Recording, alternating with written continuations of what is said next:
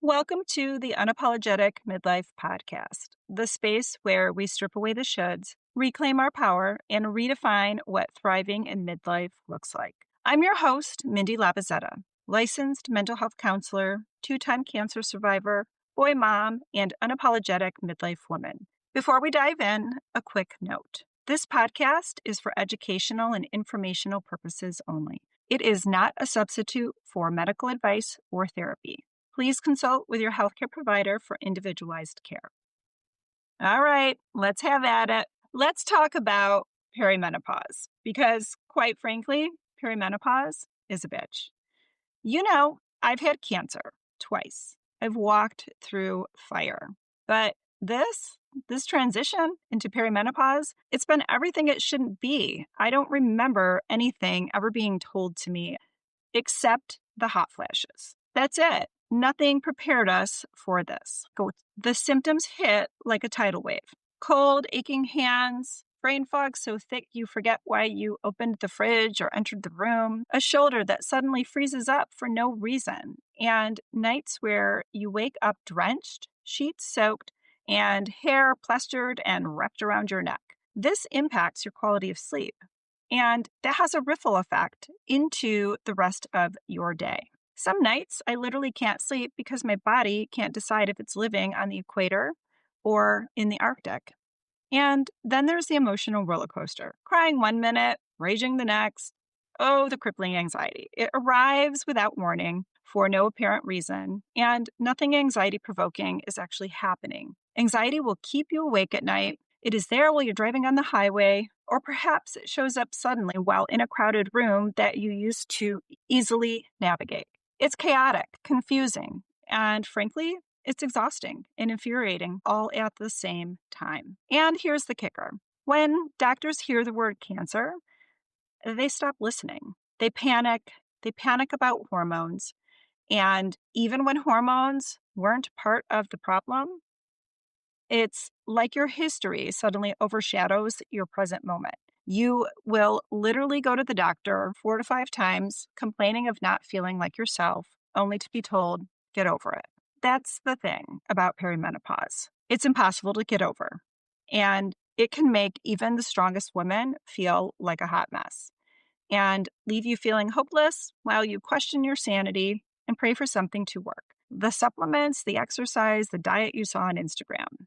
Perimenopause has been called the zone of chaos. And honestly, that's the most accurate description I've heard. It is literally the opposite of puberty, except instead of raging high hormones, we are experiencing rock bottom levels of hormones. We are trying to keep up, but find ourselves sinking while struggling to stay afloat in everyday life. But there's something else happening. There is a shift. Women are tired. We are tired of being dismissed, tired of being told it's just stress or it's all in your head. We are tired of being told we are getting older and that things change. We are aware that things are changing, very well aware. We are done being treated like small men in a medical system designed by men for men. And yet this frustration, that's also power because we're starting to speak up. We are not sitting back quietly, living half our lives like this, half our lives post our fertile years. There are incredible doctors out there, the ones who are changing the face of women's health, helping us advocate and normalizing what we should have been talking about decades ago. And to those doctors, we see you. And we thank you, and we are certainly cheering you on. You make a difference, and we are eternally grateful for your advancements in women's healthcare. We, however, have a complete lack of medical professionals available to us in a lot of communities. And my hope is that these doctors continue to change this for women everywhere and that we have access to care that we deserve. Because we're not just looking for longevity, we're looking for quality of life. As a therapist, I see women in midlife every single week who tell me the same story. My anxiety is through the roof. I'm not sleeping. I don't feel like myself. They think they're losing it, but they're not. Their hormones are shifting and their mental health is responding. It is impossible to be mentally well if you are physically unwell. And that is what perimenopause does. It makes us feel both mentally and physically unwell. It's not coincidence, it's chemistry. Our bodies are trying to do what they're designed to do, which is reproduce, but it's running low on fuel and foundational things it needs to reproduce. It's not coincidence. When estrogen and progesterone start to fluctuate, serotonin levels do change, cortisol spikes, and your beautiful, complex brain, starts to feel off balance. The brain fog sets in. We start questioning what is wrong with us, or are we doomed, and is dementia setting in? No lie, I have legit thought this, and it terrified me. I am determined to alter the course of my future, given my grandmother's history with dementia. We cannot talk about mental health in women over 40 without talking about perimenopause. I reiterate, you cannot be mentally well if you feel physically unwell, and vice versa. But here's where it gets tricky. When you go to the doctor for help, you also might walk out with a prescription for an SSRI. And while antidepressants have their place, they shouldn't be first line of defense in perimenopause. There are so many better options. What you actually need is a hormone literate provider, someone who understands bioidentical hormone replacement therapy. You don't need a labor and delivery provider unless you're still trying to have a baby. But those women who are done having babies, you need a woman who is versed in women's wellness beyond her fertile years. This comes from a lack of training with medical doctors. And many doctors, many OBGYNs, they will admit that they've had little to no training in menopause. So not only is the medical system essentially failing women, it's also failing our providers. Small doses of progesterone, estradiol, and sometimes testosterone can transform your sleep, your mood. It can energize you and give you so much clarity on what was actually happening with your mind and your body. It's not magic, it's biology. And we need it. It's in every cell of our body. It's not just for fertility. It is for the brain, the heart, the digestive system, immune system, our skin, and even our bone health. Here's something wild. When women go through menopause, their estradiol levels drop so low that sometimes their male partners have higher estrogen than they do. Let that sink in. I learned this, and I'm pretty sure that my mouth dropped. I had no idea. If men lost their testosterone at the same rate, that would create panic, and there would be 1,000 FDA-approved options and urgent funding to fix it. But here we are in a world that is about 30 years behind in women's healthcare. Did you know that women were not included in clinical trials until 1993? You heard me right. Let that sink in. But when it's women who are in need of hormones, what do we hear? We're told to meditate, get more sleep, or just ride it out. And welcome to midlife as you are over 40. Nope, we're done. We're done writing it out. The boomers are pissed, and the rest of us are not following that path. Our path deserves attention, investment, and care. Because perimenopause isn't just about hot flashes. It's about identity, mood, your relationships, and your mental health. When you can't sleep, your patience drops, your hormones tank, your libido disappears. That is not great for your relationship. So much happens to us when we're able to connect intimately with our partner.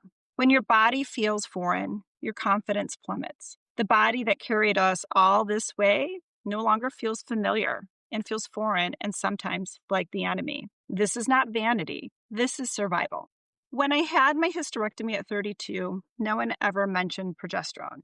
I still had intact ovaries, but I did not get educated on how ovary levels would diminish quicker due to lack of blood flow. I begged for progesterone on multiple visits to my doctor's office. Once I learned that it has other mental and physical health benefits, I felt it was necessary and a missing link to feeling better. It was my choice, and I'm so grateful I learned the benefits of bioidentical progesterone and what it could do to improve my mental and physical health.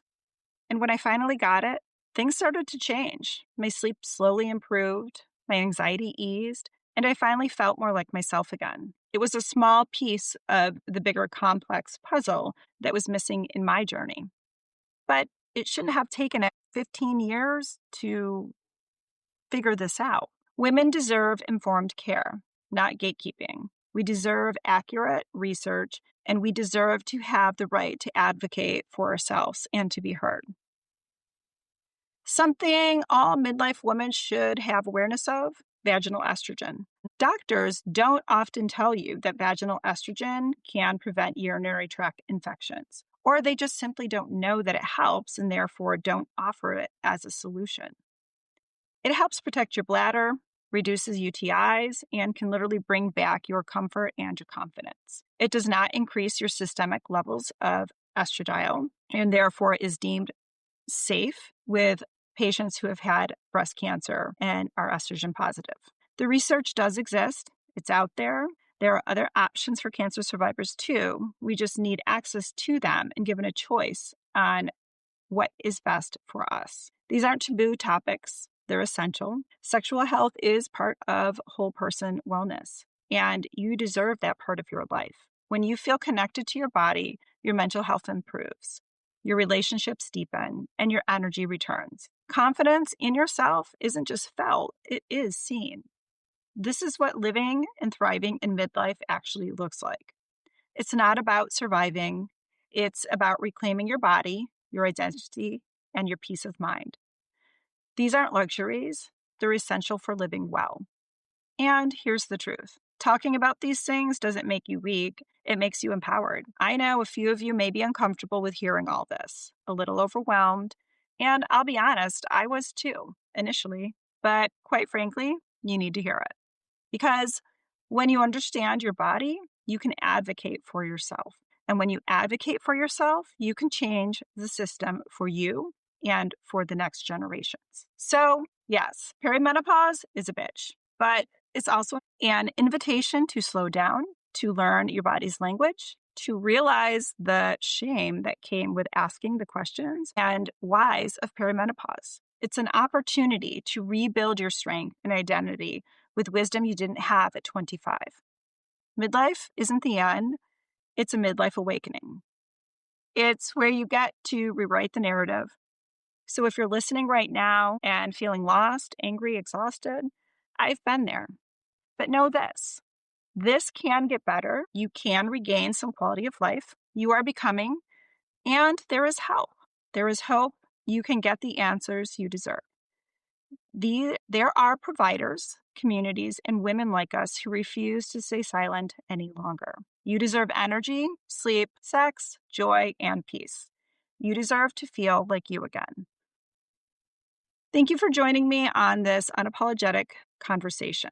If this episode resonated with you, share it with a friend who needs to hear it, because no one should navigate this alone. Let's support each other in this journey. Follow me on Instagram at unapologetic_midlife and connect with me on the Unapologetic MidLife Podcast on Facebook.